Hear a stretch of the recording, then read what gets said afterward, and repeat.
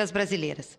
E eu queria aproveitar, senhor presidente, aqui, essa minha estada na tribuna, para fazer um diálogo com a fala que teve aqui o senador Aloysio Nunes. Felizmente ele não está mais em plenário, já se retirou, mas ele veio aqui falar sobre a consolidação fiscal que o governo brasileiro apresentou, o governo da presidente Dilma apresentou na data de ontem ao país. Queria reafirmar o que eu falei ontem, criticando a posição que o PSDB vem tendo de chamar de estelionato eleitoral e dizer que nós afirmávamos que era um momento mágico e que não é mais. Nós vivemos sim um momento mágico da economia. Vivíamos na época da campanha e vivemos agora. E essa consolidação fiscal, ela é justamente para manter esse momento mágico.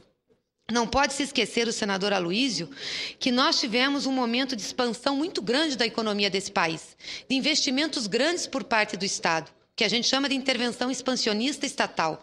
Nós tivemos uma crise, uma das maiores crises da nossa história mundial, que afetou o coração da economia do mundo, que foram os Estados Unidos e a Europa, e o Brasil conseguiu sair praticamente ileso.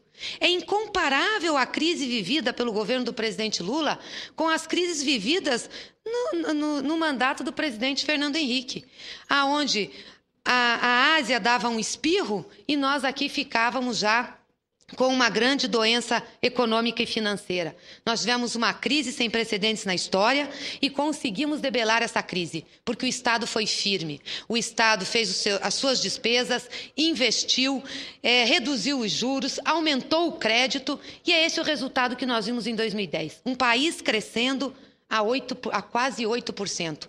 A menor taxa de desemprego, senador Paim. O senhor que trabalha em prol dos trabalhadores, sempre defendeu nessa casa, acho que nós nunca vimos na história desse país essa taxa de desemprego. Isso por quê? Porque o Brasil foi firme, o Estado brasileiro foi firme ao enfrentar a crise. E naquele momento nós precisávamos de ações expansionistas. Agora, nós precisamos do que a gente chama de contraciclo. Ações que possam reequilibrar o mercado e a economia.